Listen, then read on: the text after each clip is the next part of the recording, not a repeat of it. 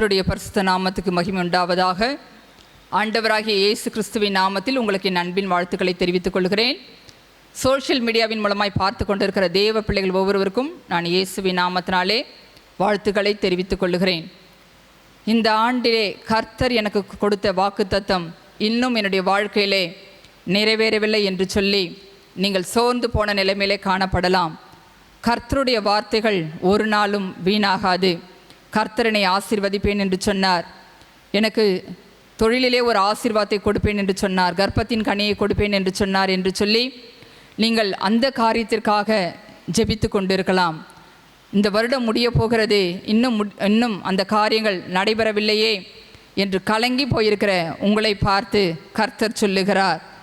ஆபகுக் 2ஆம் அதிகாரம் 3வது வசனத்திலே இப்படியாய் சொல்லப்பட்டிருக்கிறது. குறித்த காலத்துக்கு தரிசனம் இன்னும் வைக்கப்பட்டிருக்கிறது. முடிவிலே விளங்கும், அது பொய் சொல்லாது. அது தாமதித்தாலும் அதற்கு காத்திரு. அது நிச்சயமாய் வரும், அது தாமதிப்பதில்லை. கர்த்தருடைய வார்த்தை ஆபகுக் தீர்க்கதரிசியின் மூலமாக இன்று நம்மத்திலே கடந்து வருகிறது. நீங்கள் எந்த காரியத்திற்காய் சோர்ந்து போய் காணப்படுகிறீர்களோ, இன்னும் கர்த்தர் இந்த குறிப்பிட்ட காரியத்திலே என்னை ஆசீர்வதிக்கவில்லையே, அவர் எனக்கு கொடுத்த வாக்குத்தத்தத்தை நிறைவேற்றவில்லையே என்று சொல்லி நீங்கள் கலங்கிற நிலைமையிலே இருந்திருக்கலாம். கர்த்தர் இந்த நாளிலே நம்மை பலப்படுத்துகிறார், திடப்படுத்துகிறார். கர்த்தருடைய வாக்குத்தத்தங்கள் எல்லாம் இயேசு கிறிஸ்துவுக்குள் ஆம் என்றும் ஆமேன் என்றும் இருக்கிறது என்று சொல்லி வேதம் சொல்லுகிறது. ஒருவேளை நாட்கள் கடந்து போகலாம், வருடங்கள் கடந்து போகலாம், ஆனாலும் கர்த்தருடைய வார்த்தை ஒரு நாளும் வீணாகாது. அது பொய் சொல்லாது. அது தாமதித்தாலும் அதற்கு காத்திரு, அது நிச்சயமாய் வரும் என்று சொல்லி கர்த்தர் இந்த நாளிலே நம்மை பார்த்து சொல்லுகிறதை நாம் பார்க்கிறோம். வேதத்திலே கர்த்தர் சொன்ன சில தீர்க்க தரிசனங்கள் உடனே நிறைவேறி இருக்கிறதை நாம் பார்க்கிறோம். அதே சமயத்திலே ஒரு சிலருக்கு சில நாட்கள் கடந்திருக்கிறது, சில வருடங்கள் கூட அவர்கள் கடந்து அந்த தீர்க்க தரிசன வார்த்தைகளுக்காக காத்திருந்து அதன் பின்பதாக அவர்கள் பெற்ற அந்த வார்த்தைகளை எப்படி சுதந்திரித்து கொண்டார்கள் என்று சொல்லி நாம் பார்க்கிறோம். அதிலே 3 பேரை குறித்து இந்த நாளிலே நான் உங்களோடு பகிர்ந்து கொள்ள விரும்புகிறேன். கர்த்தர் அவர்களுக்கு வாக்குத்தத்தம் கொடுத்திருந்தார், ஆனால் அவர்கள் நினைத்தபடி உடனே அந்த வாக்குத்தத்தம் நிறைவேறவில்லை. சில நாட்கள் காத்திருந்தார்கள், சில வருடங்கள் அவர்கள் காத்திருக்க வேண்டிய நிலைமை இருந்தது. ஆனாலும் கர்த்தர் சொன்னபடியே அந்த வாக்குத்தத்தத்தை அவர்கள் பெற்றுக்கொண்டே கர்த்தரை மகிமைப்படுத்தினார்கள் என்று சொல்லி நாம் வேதத்தின் வாயிலாக அறிந்து கொள்ள முடிகிறது. அதிலே முதலாவது நபர் ஆபிரகாம். ஆபிரகாம் விசுவாசிகளின் தகப்பன் என்று சொல்லி கர்த்தரால் அழைக்கப்பட்டவர். அவர் புறஜாதி குடும்பத்திலிருந்து கர்த்தராலே தெரிந்து கொள்ளப்பட்டு அழைக்கப்பட்டவர். கர்த்தர் ஆபிரகாமை அழைக்கும் பொழுது அவர் சொல்லுகிறார், நீ உன் தகப்பன் வீட்டையும் உன் இனத்தையும் விட்டு புறப்பட்டு நான் உனக்கு காண்பிக்கும் தேசத்துக்கு போ. நான் உன்னை பெரிய ஜாதியாக்கி உன்னை ஆசீர்வதித்து உன் பேரை பெருமைப்படுத்துவேன். நீ ஆசீர்வாதமாய் இருப்பாய் என்று சொல்லி ஆதியாகமம் 12ஆம் அதிகாரம் 1-2 வசனங்களிலே நாம் பார்க்கிறோம். கர்த்தர் அவனை பெயர் சொல்லி அழைக்கிறார். உன்னை நான் பெரிய ஜாதியாக்குவேன் என்று சொல்லி அவனுக்கு வாக்குத்தத்தத்தை கொடுத்து அழைக்கிறதை நாம் பார்க்கிறோம். 4வது வசனத்திலே பார்க்கும் பொழுது, அப்பொழுது அவன் கர்த்தர் ஆபிரகாமுக்கு சொல்லும் பொழுது அவன் 75 வயதுள்ள ஒரு மனிதனாக இருந்தான். 75வது வயதிலே கர்த்தர் அவனுக்கு வாக்குத்தத்தம் கொடுக்கிறார். நான் உன்னை பெரிய ஜாதியாக்குவேன் என்று சொல்லுகிறார். ஆனால் அந்த தீர்க்க தரிசன வார்த்தைகள் உடனே நிறைவேறவில்லை. நாட்கள் கடந்து போனது. அவன் தன்னுடைய 100வது வயதிலே தான் கர்த்தர் சொன்னபடியே அவன் ஒரு குமாரனை பெற்றான் என்று சொல்லி நான் வேதத்தின் வாயிலாக அறிந்து கொள்ள முடிகிறது. இந்த இடைப்பட்ட 25 வருடங்களிலே ஆபிரகாம் மிகவும் சோர்ந்து போன ஒரு நிலைமையிலே காணப்பட்டார். ஒவ்வொரு நாளும் கர்த்தர் ஆபிரகாமோடு வந்து பேசுவார். அவன் சோர்ந்து போகும் பொழுதெல்லாம் அவனை கர்த்தர் உற்சாகப்படுத்தி தான் சொன்ன வாக்குத்தத்தத்தை அவனுக்கு நினைவூட்டி கொண்டே இருந்தார். ஆதியாகமம் 13ஆம் அதிகாரம் 9வது வசனத்திலே நாம் பார்க்கும் பொழுது, ஆபிரகாம் அவருடைய சகோதரன் லோத்தும் 2 பேரும் ஒன்றாக அந்த தேசத்திலிருந்து புறப்பட்டு வருகிறார்கள். ஆனால் இங்கு வந்த பொழுது லோத்து சொல்லுகிறார், ஆபிரகாமை விட்டு நான் பிரிந்து போகிறேன், நீ வலதுபுறம் போனால் நான் இடதுபுறம் போகிறேன் என்று சொல்லி அந்த லோத்து ஆபிரகாமை விட்டு பிரிந்து போகிறதை நாம் பார்க்கிறோம். அப்பொழுது கூட அவன் ஒரு சோர்ந்த நிலைமையிலே காணப்படுகிறான். கர்த்தர் அவனை பார்த்து சொல்லுகிறார், 15ஆம் அதிகாரம் ஆதியாகமம் 13ஆம் அதிகாரம் 15வது வசனத்திலே பார்க்கும் பொழுது, நீ பார்க்கிற இந்த பூமி முழுவதையும் நான் உனக்கும் உன் சந்ததிக்கும் என்றைக்கும் இருக்கும்படி கொடுத்து உன் சந்ததியை பூமியின் தூளை போல பெருக பண்ணுவேன். ஒருவன் பூமியின் தூளை எண்ணக்கூடுமானால் உன் சந்ததியும் எண்ணப்படும் என்று சொல்லுகிறார். பாருங்க, அவனுக்கு அந்த நேரத்தில் குழந்தை இல்லை. அவனுடைய சகோதரனும் அவனை விட்டு கடந்து போய்விட்டான். ஒரு தனியான ஒரு நிலைமையிலே அவன் சோர்ந்து போயிருக்கும் பொழுது கர்த்தர் ஆபிரகாமை பலப்படுத்துகிறதை பார்க்கிறோம். உன் சந்ததியை பூமியின் தூளை போல பெருக பண்ணுவேன் என்று சொல்லி வாக்குத்தத்தம் கொடுக்கிறார். கொஞ்ச நாட்கள் அவர் அந்த விசுவாசத்தில் இருக்கிறார். மீண்டும் அவருக்குள்ளாய் ஒரு சோர்வு வருகிறது. அப்பொழுது கர்த்தர் 15வது அதிகாரத்திலே அவனோடு பேசும் பொழுது சொல்லுகிறார், ஆபிரகாமே, நீ பயப்படாதே, நான் உனக்கு கேடகமும் மகா பெரிய பலனுமாய் இருக்கிறேன் என்று சொல்லி சோர்ந்து போயிருந்த ஆபிரகாமை திடப்படுத்துகிறார். உடனே ஆபிரகாம் சொல்கிறார், அவருடைய சோர்வு எப்படியாய் அவருக்குள்ளே வேதனைப்படுத்துவதை நாம் பார்க்கிறோம். கர்த்தராகிய ஆண்டவரே, அடியேனுக்கு என்னை தருவீர்? நான் பிள்ளை இல்லாமல் இருக்கிறேனே. தமஸ்கு ஊரானாகிய இந்த எலியேசர் என் வீட்டு விசாரணை கர்த்தனாய் இருக்கிறானே என்று சொல்லுகிறார். அவர் மிகவும் சோர்ந்து போய் காணப்படுகிறார். கர்த்தர் எனக்கு சொன்ன வாக்குத்தத்தம், ஒரு கர்ப்பத்தின் கனியை கொடுப்பேன் என்று சொன்னார், அதை ஆசீர்வதிப்பேன் என்று சொன்னார். ஆனால் இன்று வரை கர்ப்பத்தின் கனி கிடைக்கவில்லையே என்று சொல்லி அவர் சொல்லுகிறார், அடியேனுக்கு எண்ணத்தை தருவீர்? என்னுடைய எலியேசர் என் வீட்டு விசாரணை கர்த்தனாய் இருக்கிறான், அவன்தான் இதையெல்லாம் ஆள வேண்டுமோ என்கிற ஒரு ஏக்கத்தோடு கர்த்தரை பார்த்து சொல்லுகிறார். அப்பொழுது கர்த்தர் மீண்டுமாய் அவனை தட்டி எழுப்புவதை நாம் பார்க்கிறோம். அவனை பலப்படுத்துகிறார். அவர் அவனை வெளியிலே அழைத்து கொண்டு வருகிறார். ஆபிரகாமை பார்த்து சொல்லுகிறார், நீ வெளியே வா என்று சொல்லி அவனை வெளியே அழைத்து 5வது வசனத்திலே அவர் சொல்லுகிறார், அவர் அவனை வெளியே அழைத்து, நீ வானத்தை அண்ணாந்து பார், நட்சத்திரங்களை எண்ண உன்னாலே கூடுமானால் அவைகளை எண்ணு என்று சொல்லி பின்பு அவனை நோக்கி, உன் சந்ததி இவ்வண்ணமாயிருக்கும் என்று சொல்லுகிறார். முதலாவது லோத்து பிரிந்து போகும்பொழுது அவர் சொல்லுகிறார், நான் பூமியின் தூளை போல உன்னை பெருக பண்ணுவேன். அப்பொழுதும் அவனுக்குள்ளே ஒரு சோர்வு காணப்படுகிறது. மறுபடியுமே கர்த்தர் அவனை சொல்லுகிறார், நீ முதல்ல வெளியில் வா, வெளியில் வந்து வானத்தினுடைய நட்சத்திரங்களை அண்ணாந்து பார், அவைகளைப் போல உன்னுடைய சந்ததியை நான் பெருக பண்ணுவேன் என்று சொல்லி மீண்டுமாய் அவனுக்குள்ளாய் அவன் கர்த்தர் கொடுத்த அந்த தீர்க்க தரிசனத்தை நிறைவேற்றுவதற்கான அந்த விசுவாசத்தை ஆபிரகாமுக்கு கொடுக்கிறதை நாம் பார்க்கிறோம். 6வது வசனம் பார்க்கிறோம், அவன் கர்த்தரை விசுவாசித்தான், அதை அவர் அவனுக்கு நீதியாக எண்ணினார். இதன் பின்புதான் அவனுக்குள்ளாய் ஒரு விசுவாசம் வருகிறது. கர்த்தர் நிச்சயமாக எனக்கு ஒரு கர்ப்பத்தின் கனியை தருவார் என்று சொல்லி அவன் விசுவாசிக்கிறான்.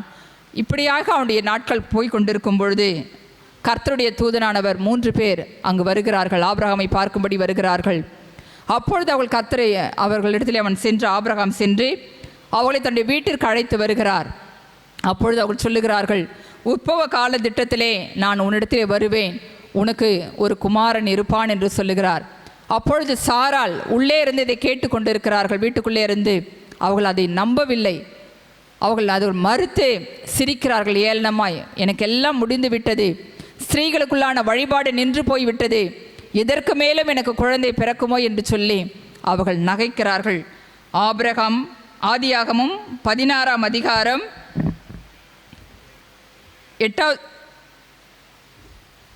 18ஆம் அதிகாரம் 10-14 வசனங்களை நாம் பார்க்கும் பொழுது இப்படியாய் சொல்லப்பட்டிருக்கிறது. ஆதியாகமும் 18:10, அப்பொழுது அவர், ஒரு உற்பவ கால திட்டத்தில் நிச்சயமாய் உன்னிடத்திற்கு திரும்ப வருவேன், அப்பொழுது உன் மனைவியாகிய சாராளுக்கு ஒரு குமாரன் இருப்பான் என்றார். சாராள் அவருக்கு பின்புறமாய் கூடார வாசலில் இதை கேட்டு கொண்டிருந்தாள். ஆபிரகாமும் சாராளும் வயது சென்று முதிர்ந்தவர்களாயிருந்தார்கள். ஸ்திரீகளுக்குள்ளான வழிபாடு சாராளுக்கு நின்று போயிற்று. ஆகையால் சாராள் தன் உள்ளத்திலே நகைத்து, நான் கிழவியும் என் ஆண்டவன் முதிர்ந்த வயதுள்ளவருமான பின்பு எனக்கு இன்பம் உண்டாயிருக்குமோ என்றாள். அப்பொழுது கர்த்தர் ஆபிரகாமை நோக்கி, சாராள் நகைத்து, நான் கிழவியாய் இருக்க பிள்ளை பெறுவது மெய்யோ என்று சொல்வானேன்? கர்த்தரால் ஆகாத காரியம் உண்டோ? உற்பவ கால திட்டத்தில் உன்னிடத்திற்கு திரும்ப வருவேன், அப்பொழுது சாராளுக்கு ஒரு குமாரன் இருப்பார் என்றார். கர்த்தர் சொல்லும் பொழுது அவர்களால் அதை ஏற்றுக்கொள்ள முடியவில்லை. அவர்கள் அவருடைய உலக பிரகாரமான சூழ்நிலைகள் எல்லாம் அவர்களுக்கு தலைகீழாய் இருக்கிறது. அதை நினைத்து அவர்கள் உள்ளத்திலே நகைக்கிறார்கள். கர்த்தர் அதை பார்த்தார். உடனே சொல்லுகிறார், என்னுடைய வாக்கு தத்தங்கள் நிச்சயமாய் நிறைவேறும்.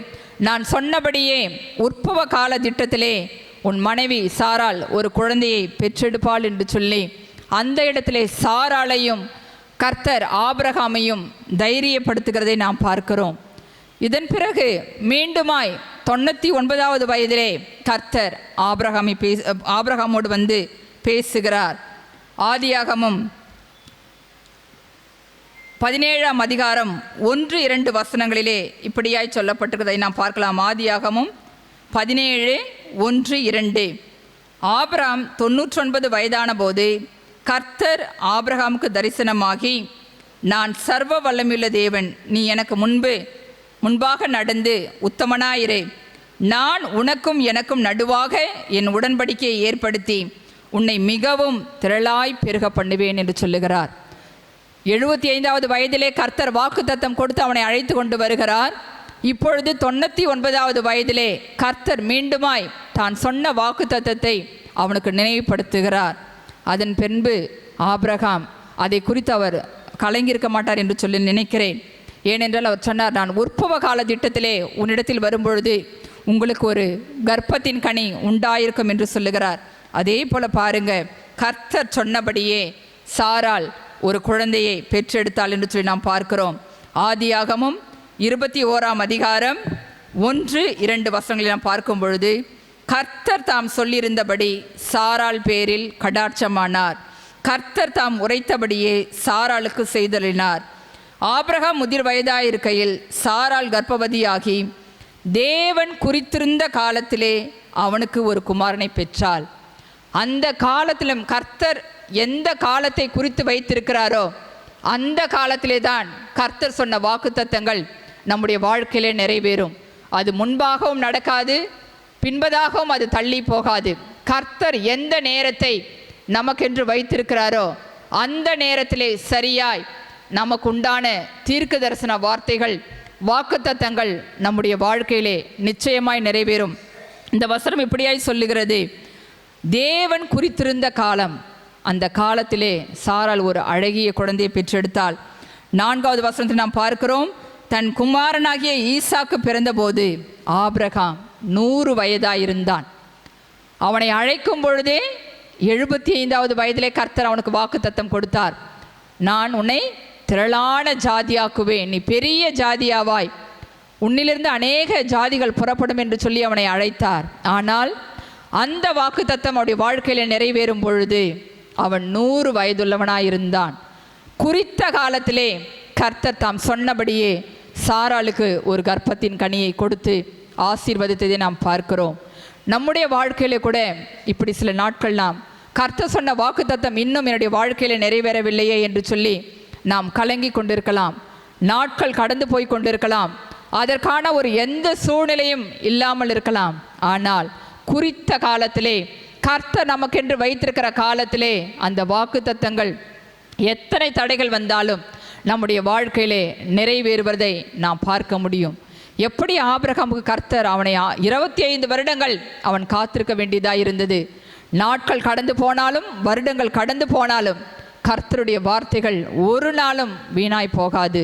அந்த ஏற்ற காலத்தை வரும்பொழுது கர்த்தர் தாம் சொன்னபடியே ஆபிரகாமையும் சாராளையும் ஆசீர்வதித்து அவர்களுக்கென்று ஒரு கர்ப்பத்தின் கனியை கொடுத்தார். இன்றைக்கு அந்த சந்ததி பெருகி அவர்கள் இஸ்ரவேலராய் இருக்கும்படியாய் கர்த்தர் அவர்களை ஆசீர்வதித்தார். அப்படியாய் கூட கர்த்தர் உங்களையும் கூட நீங்கள் எந்த காரியங்களுக்காய் ஜெபித்து சோர்ந்து போன நிலைமையில உட்கார்ந்து கொண்டிருக்கிறீர்களோ அந்த காரியத்திலே கர்த்தர் ஒரு நிச்சயமாய் ஒரு ஆசீர்வாதத்தை கொடுத்து உங்களை அவர் மகிழ்ச்சியாக்குவார். இரண்டாவதாக ஒரு மனிதனை குறித்து நாம் பார்க்கலாம். யோசேப்பை குறித்து நாம் அறிவோம். அவனும் கர்த்தரால் ஒரு அழைக்கப்பட்ட ஒரு மனிதன்தான். அவனுடைய வாழ்க்கையில் கூட அநேக பிரச்சனைகள், போராட்டங்கள். கர்த்தர் அவனை எப்படியாய் அவனுக்கு சொன்ன வாக்குத்தத்தத்தை எப்படி நிறைவேற்றினார், ஏற்ற காலத்தில் எப்படி அதை நிறைவேற்றி கொடுத்தார் என்று நாம் பார்க்கலாம். ஆதியாகமம் 37ஆம் அதிகாரம் 5-10 வரையுள்ள வசனங்களிலே நாம் பார்க்கும் பொழுது, அங்கு யோசேப்பு ஒரு சொப்பனம் காண்கிறான். யாக்கோபுக்கு 12 குமாரர்கள் இருந்தார்கள். அதிலே யோசேப்பை அவன் மிகவும் அதிகமாய் நேசித்தான் யாக்கோபு. அவனும் தன்னுடைய தகப்பனுக்கு பிரியமுள்ள ஒரு மகனாய் இருந்தான். இப்படி இருக்கும் பொழுது யோசேப்பு ஒரு சொப்பனம் காண்கிறான். 5வது வசனத்தை நாம் பார்க்கும் பொழுது, யோசேப்பு ஒரு சொப்பனம் கண்டு அதை தன் சகோதரருக்கு அறிவித்தான். அது நிமித்தம் அவனை இன்னும் அதிகமாய் பகைத்தார்கள். அவன் அவர்களை நோக்கி, நான் கண்ட சொப்பனத்தை கேளுங்கள். நாம் வயலில் அறுத்த அரிகளை கட்டி கொண்டிருந்தோம். அப்பொழுது என்னுடைய அரிக்கட்டு நிமிர்ந்திருந்தது. உங்கள் அரிக்கட்டுகள் என் அரிக்கட்டை சுற்றி வணங்கி நின்றது என்றான். அப்பொழுது அவன் சகோதரர் அவனை பார்த்து, நீ எங்கள் மேல் துரைத்தனம் பண்ணுவாயோ, நீ எங்களை ஆளப் போகிறாயோ என்று சொல்லி அவனை அவன் சொப்பனங்களின் நிமித்தமும் அவன் வார்த்தைகளின் நிமித்தமும் இன்னும் அதிகமாய் பகைத்தார்கள். கர்த்தர் யோசேப்புக்கு ஒரு சொப்பனத்தை கொடுக்கிறார். அவன் அந்த சொப்பனத்தை தன்னுடைய சகோதரத்திலே சொல்லும் பொழுது அவர்கள் அவன் மேல் பொறாமை கொள்ளுகிறார்கள். ஏற்கனவே தன்னுடைய தகப்பன் யோசேப்பின் மேல் அன்பாய் இருக்கிறது நினைத்து அவர்கள் மிகுந்த பொறாமையோடு இருக்கிறார்கள். இந்த சூழ்நிலையிலே யோசேப்பு ஒரு சொப்பனத்தை கண்ட இடத்திலே சொல்லும் பொழுது இன்னும் அதிகமாய் அவனை பகைக்கிறார்கள். பாருங்க, அவன் இந்த சொப்பனத்தை காணும் பொழுது அவனுக்கு வயது 17. ஆதியாகமம் 37 2வது வசனம் சொல்லுகிறது, யாக்கோபுடைய சந்ததியின் வரலாறு. யோசேப்பு 17 வயதிலே தன்னுடைய சகோதரனே ஆடுகளை மேய்த்து கொண்டிருந்தான். இந்த தரிசனம் அவனுக்கு கிடைக்கும் பொழுது அவன் 17 வயதுள்ள ஒரு வாலிபனாக இருக்கிறான். ஆனால் அவனுக்கு கர்த்தர் கொடுத்த அந்த தரிசனம் நிறைவேறுவதற்கு அவன் சில ஆண்டுகள் காத்திருக்க வேண்டியதாக இருந்தது. உடனே அந்த வாக்குத்தத்தம் அவனுக்கு நிறைவேறவில்லை. தன்னுடைய சகோதரர்களாலே பல பிரச்சனைகளை அவன் அனுபவிக்கிறான். அவனை பொறாமை கொண்டு அவனை எப்படியாவது கொலை செய்துவிட வேண்டும் என்று சொல்லி தீர்மானிக்கிறார்கள். அதன் பின்பதாக அவனை கொன்று மறைத்தால் நமக்கு என்ன லாபம் என்று சொல்லி அவனை தூக்கி ஒரு குழியிலே போட்டு விடுகிறார்கள். அந்த இடத்தில் கூட தன்னுடைய சகோதரன் ரூபன் அவனுக்காய் பரிந்து பேசி அந்த குழியிலிருந்து அவனை தூக்கி எடுத்து இஸ்மவேலர் கையிலே விற்று போடுகிறார்கள். இவன் சொப்பனம் கண்டுதானே நம்முடைய சொன்னான், இவனுக்கு சொப்பனமே இல்லாமல் பண்ணிவிட வேண்டும் என்று சொல்லி அவனுடைய சகோதரர்கள் அவன் மேல் மிகுந்த பொறாமை கொண்டு எப்படி இந்த தரிசனம், இந்த சொப்பனம் அவனுடைய வாழ்க்கையிலே நிறைவேறுகிறது என்று சொல்லி அவனை அப்படியாய் வேதனைப்படுத்தினார்கள். அவனை ஒரு இஸ்மவேலர் கையிலே அவனை விற்று போடுகிறார்கள். யோசேப்பு இஸ்மவேலர்கள் கையிலே விற்று போட்ட பின்பு அவன் அந்த தேசத்திற்குள்ளாய் கடந்து போகிறான். அங்கு அவனுக்கு பல பிரச்சனைகள் வருகிறது. போத்திபார் மனைவி நிமித்தமாய் அவன் ஜெயிலுக்கு போக வேண்டிய சூழ்நிலை காணப்படுகிறது. ஆனாலும் அவன் கர்த்தர் மீது விசுவாசம் உள்ளவனாயிருந்தான். கர்த்தர் எனக்கு கொடுத்த வாக்கு தத்தம், தரிசனம் நிச்சயமாய் என்னுடைய வாழ்க்கையிலே நிறைவேறும் என்று சொல்லி அவன் யோசித்து கொண்டிருந்தான். ஆதியாகமம் 42ஆம் அதிகாரம் 6வது வசனத்திலே நாம் பார்க்கும் பொழுது ஒரு கொடுமையான பஞ்சகாலம் அங்கு வருகிறது. உடனே யாக்கோபு தன்னுடைய பிள்ளைகளை பார்த்து சொல்லுகிறான், எகிப்திலே தானியம் உண்டு என்று நான் கேள்விப்படுகிறேன், நீங்கள் போய் அங்கே வாங்கி கொண்டு வாருங்கள் என்று சொல்லி தன்னுடைய பிள்ளைகளை அவன் அனுப்புகிறான். 10 பேரையும் அனுப்புகிறான். அவர்கள் 10 பேரும் எகிப்து தேசத்திற்கு போகிறார்கள். யோசேப்பு அந்த தேசத்திலே அவன் பிரதான அதிபதியாக இருக்கிறான். அவனிடத்திலே சென்று அவர்கள் நிற்கிறார்கள். 42ஆம் அதிகாரம் 6வது வசனத்திலே நாம் பார்க்கும் பொழுது, யோசேப்பு அத்தேசத்துக்கு அதிபதியாய் இருந்து தேசத்தின் ஜனங்கள் யாவருக்கும் விற்றான். யோசேப்பின் சகோதரர் வந்து முகங்குப்புற தரையிலே விழுந்து வணங்கினார்கள். எகிப்திலே கானான் தேசத்திலே பஞ்சம் அதிகமாக இருக்கிறது. கானான் தேசத்திலே யாக்கோபு இருக்கிறான். ஆனால் எகிப்திலே அங்கே இருக்கிற ஜனங்கள் அவர்களுக்கு தானியம் கிடைக்கிறது என்று கேள்விப்படும் பொழுது தன்னுடைய பிள்ளைகளை அனுப்புகிறான். இந்த 10 சகோதரர்களும் எகிப்துக்கு போகிறார்கள். அங்கே போய் பார்க்கும் பொழுது யோசேப்பு தான் அங்கே அதிபதியாக இருக்கிறான். அவர்களுக்கு தெரியாது, ஆனால் யோசேப்புக்கு தன்னுடைய சகோதரர்கள் என்று தெரியும். பாருங்க, அந்த 10 பேரும் அவனுக்கு முன்பாய் தரையிலே விழுந்து அவனை வணங்கினார்கள். 9வது வசனத்தில் நாம் பார்க்கும் பொழுது, யோசேப்பு அவர்களை குறித்து தான் கண்ட சொப்பனங்களை நினைத்து அவர்கள் தாழ விழுந்து வணங்கும் பொழுது கர்த்தர் யோசேப்புக்கு அந்த சொப்பனத்தை நினைவுக்கு கொண்டு வருகிறார். அந்த 10 பேரும் அந்த தன்னுடைய சகோதரர்கள் அவன் முன்பாய் விழுந்து வணங்குகிறார்கள். அப்பொழுதுதான் அந்த சொப்பனம் அவனுக்கு நினைவுக்கு வருகிறது. அவர்களுக்கு தெரியவில்லை, ஆனால் யோசேப்புக்கு தெரிகிறது. நாட்கள் கடந்து போனாலும் கர்த்தர் தாம் சொன்ன சொப்பனத்தையும் தீர்க்க தரிசன வார்த்தைகளையும் நிச்சயமாய் நம்முடைய வாழ்க்கையிலே நிறைவேற்றுவார். இந்த ஒரு முறை மாத்திரமல்ல, அவர்கள் 3 முறை யோசேப்புக்கு முன்பாக தாழ விழுந்து வணங்கினார்கள் என்று சொல்லி நாம் பார்க்கிறோம். இது முதலாவது முறை. இரண்டாவதாக அவர்கள் அங்கிருந்து யோசேப்பு அவர்களுக்கு வேண்டிய தானியங்களை கொடுத்து அனுப்புகிறான். அவர்கள் போகும் பொழுது அவர்கள் சொல்லுகிறார்கள், நாங்கள் வெளியே அவன் வேவுகாரர் என்று சொல்லி தன்னுடைய சகோதரர்களை பார்த்து சொல்லுகிறான். அவர்கள் சொல்லுகிறார்கள், நாங்கள் வேவுகாரர் அல்ல, நாங்கள் கானான் தேசத்திலிருந்தே வந்தோம் என்று சொல்லும் பொழுது ஒரு சகோதரனை பிடித்து வைத்து கொண்டு மற்றவர்களை அவன் அனுப்பி விடுகிறான். சிமியோனை அவன் காவலிலே வைத்து கொண்டிருக்கிறான். அவர்கள் மீண்டுமாய் சென்று விடுகிறார்கள். சென்று அங்கு தானியங்கள் எல்லாம் செலவழிந்த பின்பு அவர்கள் யாக்கோபை பார்த்து சொல்லுகிறார்கள், எங்களுடைய பிள்ளைகள் பசியினால் கஷ்டப்படுகிறார்கள், நாங்கள் மீண்டும் போக வேண்டும், எனவே நீங்கள் பென்யமீனை என்னோடு கூட அனுப்புங்கள் என்று சொல்லும் பொழுது யாக்கோபு அவர்கள் வேறு வழி இல்லாமல் தன்னுடைய கடைசி மகனை பென்யமீனை தன்னுடைய சகோதரர்களோடு அனுப்பி வைக்கிறார். அவர்கள் மறுபடியுமாய் வருகிறார்கள். வந்து பார்க்கும் பொழுது ஆதியாகமம் 41ஆம் அதிகாரம் 46வது வசனத்திலே நாம் பார்க்கிறோம், மீண்டுமாய் அவர்கள் அவனுக்கு முன்பாய் தாழ விழுந்துகிறதை நாம் பார்க்கிறோம். 43ஆம் அதிகாரம் 26வது வசனத்திலே இப்படியாய் சொல்லப்பட்டிருக்கிறது, யோசேப்பு வீட்டுக்கு வந்தபோது அவர்கள் எங்கள் கையில் இருந்த காணிக்கையை வீட்டுக்குள் அவனிடத்தில் கொண்டு போய் வைத்து தரை மட்டும் குனிந்து அவனை வணங்கினார்கள். இரண்டாவது முறை, முதல் முறை அவர்கள் வரும்பொழுது அந்த தானியம் கொள்ளும்படி வந்தார்கள், அப்பொழுது வணங்கினார்கள். அதன் பின்பதாக தன்னுடைய சகோதரன் பென்யமீனை யோசேப்பு அழைத்து கொண்டு வர வேண்டும் என்று சொன்ன பொழுது மீண்டுமாய் அவனை அழைத்து கொண்டு வருகிறார்கள். மறுபடியும் என்ன பண்ணுறாங்க, அந்த 11 பேரும் அவனுக்கு முன்பாய் தாழ விழுந்து வணங்குகிறார்கள். அது மாத்திரமல்ல, மீண்டுமாய் கூட கர்த்தர் அவர்களை விழும்படியாய் செய்தார். ஆதியாகமும் 50ஆம் அதிகாரம் 18வது வசனத்திலே பார்க்கும் பொழுது அவருடைய தகப்பனாகிய யாக்கோபு மரித்து போய் விடுகிறார். உடனே சகோதரர்களுக்குள்ளே ஒரு கலக்கம் வருகிறது. யோசேப்பு நம்மை அவன் பழி வாங்கி விடுவானோ, நாம் செய்த தீமைக்கெல்லாம் அவன் கஷ்டப்படுத்துவானோ என்று சொல்லி அவர்கள் பயந்து கலங்குகிறார்கள். அதன் பின்பதாக அவர்கள் மறுபடியுமாய் அவர்கள் யோசேப்பினிடத்திலே விழுந்து, நாங்கள் உமக்கு அடிமைகள் என்று சொல்லுகிறார்கள். 18வது ஆதியாகமும் 50ஆம் அதிகாரம் 18வது வசனத்தில் இப்படியாய் சொல்லப்பட்டிருக்கிறது, பின்பு அவனுடைய சகோதரரும் போய் அவனுக்கு முன்பாக தாழ விழுந்து, இதோ நாங்கள் உமக்கு அடிமைகள் என்றார். அவன் ஒரு முறை தான் தரிசனம் பார்த்தான். ஆனால் ஆண்டவர் அந்த தரிசனத்தின்படி 3 முறை தன்னுடைய சகோதரர்கள் யோசேப்பினிடத்தில் அந்த விழும்படியாய் அவருக்கு இரக்கம் பாராட்டுகிறார். அவள் அதை உணர்ந்திருந்தார்கள். ஏனென்றால் கர்த்தருடைய வார்த்தைகள் ஒரு நாளும் வீணாய் போகாது. ஆதியாகமும் 41ஆம் அதிகாரம் 46வது வசனத்திலே பார்க்கும் பொழுது யோசேப்பு பார்வோனுக்கு முன்பாக நிற்கும் பொழுதே அவனுக்கு வயது 30 என்று சொல்லி நாம் பார்க்கிறோம்.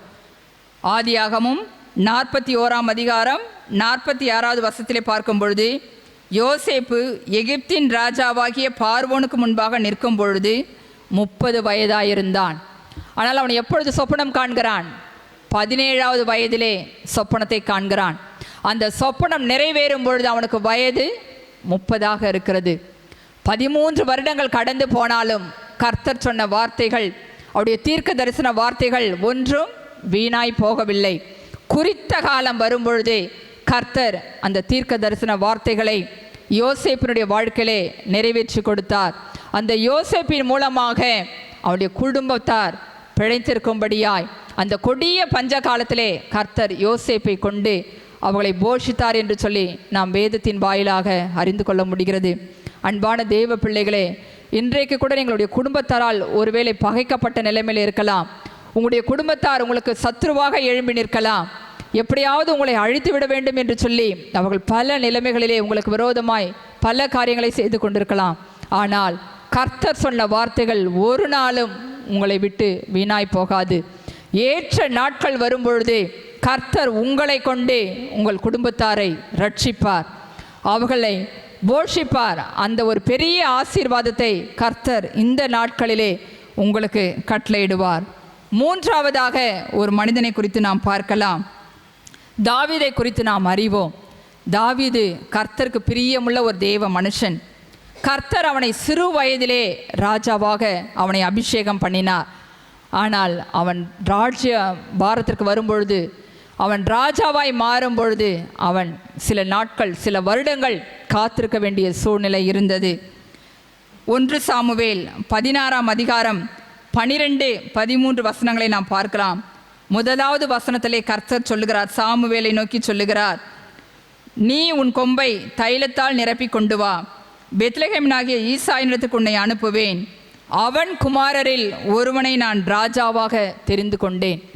சவுல் ராஜாவாக இராதபடி கர்த்தர் அவனை புறக்கணித்த போது கர்த்தர் தாவீதை ராஜாவாய் தெரிந்து கொண்டார்.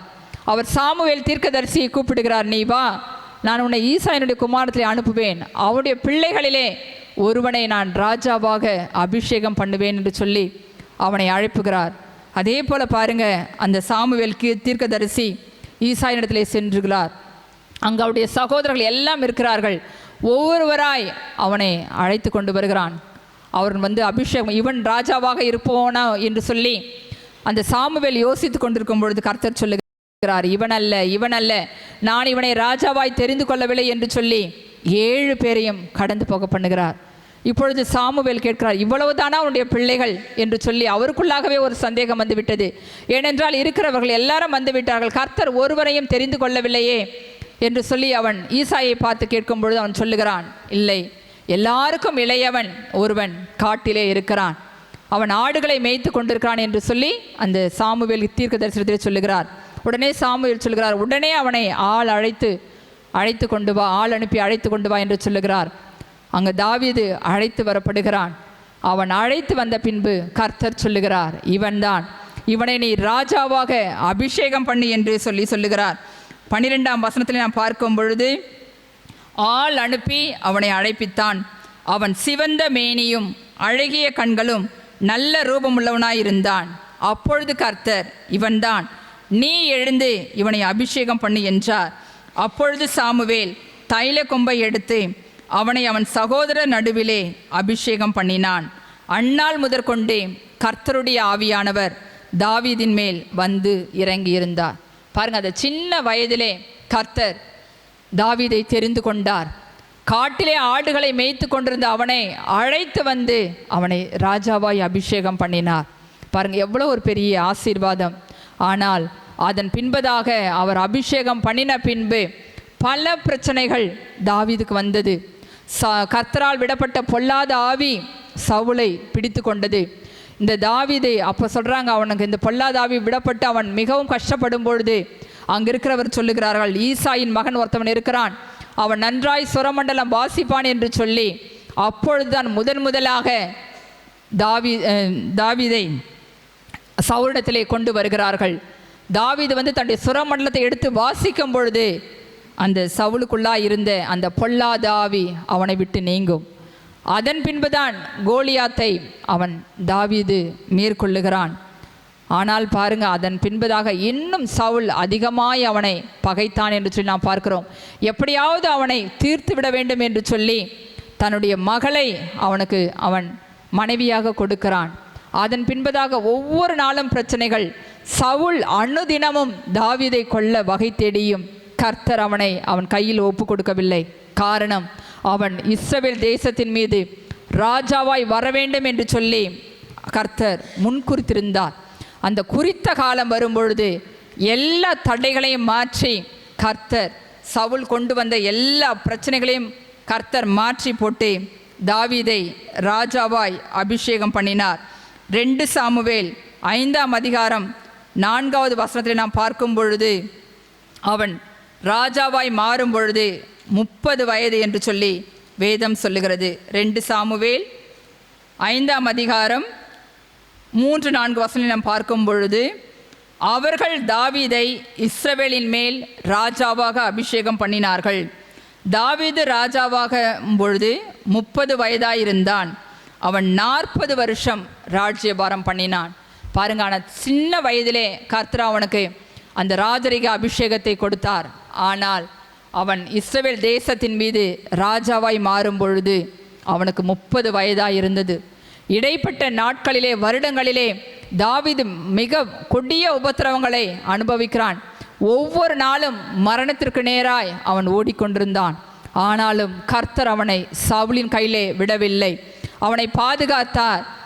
அது மாத்திரமல்ல, அவனுக்கு ஜீவனை கொடுத்து குறித்த காலம் வரும்பொழுது தாவீதை கர்த்தர் ராஜாவாய் அபிஷேகம் பண்ணினார். 40 வருஷம் அவனை இந்த இஸ்ரவேல் தேசத்தை அரசாண்டான். அது மாத்திரமல்ல, கர்த்தருக்கு பிரியமான ஒரு மனுஷன் என்று அவன் கர்த்தராலே அவன் அந்த பாராட்டுதலை பெற்றுக்கொள்வதை நாம் பார்க்கிறோம். அன்பான தேவ பிள்ளைகளே, இந்த நாளிலே கூட நம்முடைய வாழ்க்கையில் கூட கர்த்தர் அநேக வாக்குத்தத்தங்களை நமக்கு கொடுத்திருப்பார். ஆனால் நாட்கள் கடந்து கொண்டே போயிருக்கலாம், வருடங்கள் கடந்து போகலாம். எப்பொழுது இந்த தீர்க்க தரிசன வார்த்தைகள் நிறைவேறும் என்று சொல்லி நாம் ஒரு சோர்ந்து போன நிலைமையிலே காணப்படலாம். கர்த்தர் ஏற்ற காலத்திலே, குறித்த காலத்திலே நமக்கு கொடுத்த அந்த தீர்க்க தரிசன வார்த்தைகளை நிச்சயமாய் நம்முடைய வாழ்க்கையிலே நிறைவேற்றுவார். நாம் தீர்க்க தரிசனம் என்பது உலக பிரகாரமான காரியங்களை மாத்திரம் பார்க்கிறோம். அப்படியல்ல, கர்த்தருடைய வேத வசனங்களே தீர்க்க தரிசன வார்த்தைகள் தான். வெளிப்படுத்தின விசேஷம் 1:3 வசனத்திலே பார்க்கும் பொழுது இந்த தீர்க்க தரிசன வசனங்களை வாசிக்கிறவர்கள், கேட்கிறவர்கள், கை கொள்ளுகிறவர்கள் பாக்கியவான்கள். இந்த தீர்க்க தரிசன வார்த்தைகள் எல்லாம் கர்த்தருடைய மனுஷர்கள் தேவ ஆவியினாலே, பரிசுத்த ஆவியினாலே ஏவப்பட்டு பேசினார்கள் என்று சொல்லி நாம் பார்க்கிறோம். இது கர்த்தருடைய வார்த்தை. தேவ பிள்ளைகள் பரிசுத்த ஆவியினாலே ஏவப்பட்டு பேசி அந்த வார்த்தைகள் நம்முடைய கரங்களிலே கொடுக்கப்பட்டிருக்கிறது. எனவே இந்த தீர்க்க தரிசன வார்த்தைகளை குறித்து நாம் அற்பமாய் எண்ணாதபடி நிச்சயமாய் கர்த்தர் நம்முடைய வாழ்க்கையிலே அதை நிறைவேற்றுவார் என்று சொல்லி நாம் விசுவாசிக்க வேண்டும். ஏற்ற காலம் வரும்பொழுது அந்த குறித்த காலத்திலே கர்த்தர் உங்களுக்கு சொன்ன வாக்குத்தத்தத்தை நிச்சயமாய் நிறைவேற்றி கொடுப்பார். எப்படி கர்த்தர் ஆபிரகாமை அழைத்து தான் சொன்னபடியே அவருடைய சந்ததியை மிகவும் பெருக பண்ணினாரோ, அதே போல கர்த்தர் உங்களை ஆசீர்வதித்து உங்களை பெருக பண்ணுவார். அதே போல் பாருங்கள், யோசேப்பை கர்த்தர் அழைத்து வந்து அவருடைய சொன்ன தீர்க்க தரிசன வார்த்தைகளை நிறைவேற்றி அவன் மூலமாய் அவருடைய குடும்பம் முழுவதையும் போஷிக்கும்படியாய் கர்த்தர் வைத்தார். அதே போல உங்கள் மூலமாய் உங்களுக்கு விரோதமாய் எழும்புடைய குடும்பத்தார் மத்தியிலே கர்த்தர் உங்களை உயர்த்தி ஆசீர்வதித்து நீங்கள் அவர்களுக்கு ஆசீர்வாதமாக இருக்கும்படி வைப்பார். அது மாத்திரமல்ல, தாவீதை ஆசீர்வதித்து ராஜாவாய் உயர்த்தினது போல கர்த்தர் நம்மையும் ராஜாக்களும் ஆசாரியர்களுமாய் மாற்றி நம்மை ஆவிக்குரிய ஆசீர்வாதங்களினாலே உயர்த்தி நம்மை ஆசீர்வதிப்பார். நாம் கர்த்தருடைய வார்த்தைகளை விசுவாசிக்க வேண்டும், அதை நாம் ஏற்றுக்கொள்ள வேண்டும். அது மாத்திரமல்ல, இயேசுடைய 1ஆம் வருகை கொண்டாடுவதற்கு நாம் ஆயத்தமாகி கொண்டிருக்கிறோம். அதே சமயத்திலே அவருடைய 2ஆம் வருகைக்காக நமக்குள்ளே ஒரு விழிப்பு இருக்க வேண்டும்.